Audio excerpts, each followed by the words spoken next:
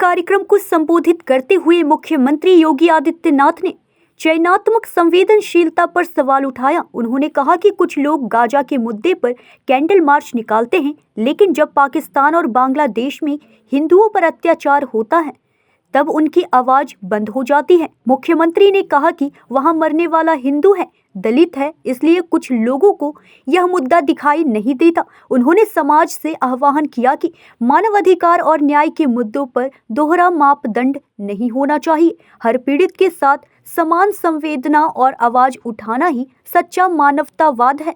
आप दलितों को वोट बैंक की निगाह से देखते, इसलिए कुछ बोलते नहीं। इसीलिए मैं कह रहा हूं ना, देखो बांग्लादेश में एक दलित नौजवान को कैसे जला दिया गया है। आप लोग गाजा पट्टी में होने वाले किसी भी उस पर आंसू बहाते हैं, लेकिन आपकी जबान से एक शब्द नहीं निकल रहा है, क्योंकि एक दलित नौजवान मारा गया बांग्लादेश में, और उस नौजवान के मरने पर आपकी जबानें सिल चुकी हैं, क्योंकि आप उसको केवल वोट बैंक के रूप में इस्तेमाल करते हैं।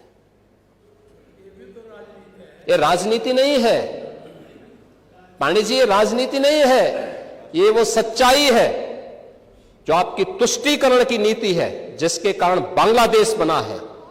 अगर बांग्लादेश पाकिस्तान नहीं बना होता, इस तरीके से हिंदू नहीं जलाया होता, और जलाता तो फिर उसकी क्या दुर्गति होती या वह भी जानता। ये सुरक्षा की गारंटी, वहां मारे जा रहे हैं हिंदू, आप लोग नहीं बोलेंगे। एक कैंडल मार्च निकाल के चलते हैं गाजा के मुद्दे को लेकर के,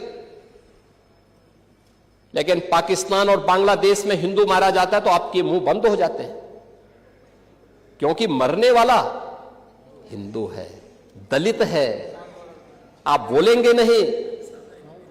और यही सच्चाई है। निंदा प्रस्ताव पारित होना चाहिए, और यह प्रस्ताव नेता विरोधी दल की तरफ से आना चाहिए कि इस घटना की हम भर्त्सना करते हैं, और बांग्लादेश सरकार को इस बात की चेतावनी देता हूं। और इसीलिए हम कह रहे हैं, नोट करना, ये चीजें होनी चाहिए, और हमारा भी प्रयास होना चाहिए। जब बांग्लादेशी को यहां से निकालेंगे और रोहिंग्या को यहां से बाहर का रास्ता दिखाएंगे, तो उनके समर्थन में मत आना, क्योंकि उनमें से बहुत सारे लोगों के वोट आपने बनवाए हैं, उनके बहुत सारे लोगों के लिए आधार भी बनवाने का पाप किया है आप लोगों ने। इसलिए इन चीजों को ध्यान में रखना, और एक एक चीज की स्क्रीनिंग होगी, बहुत प्रभावी कार्रवाई करेंगे। हमारे ही देश में रह करके हमारे लोगों के खिलाफ अपराध, और वहां पे निर्दोष हिंदुओं पर अत्याचार करोगे, निर्दोष सिखों पे अत्याचार करोगे, ये स्वीकार्य नहीं हो सकता है।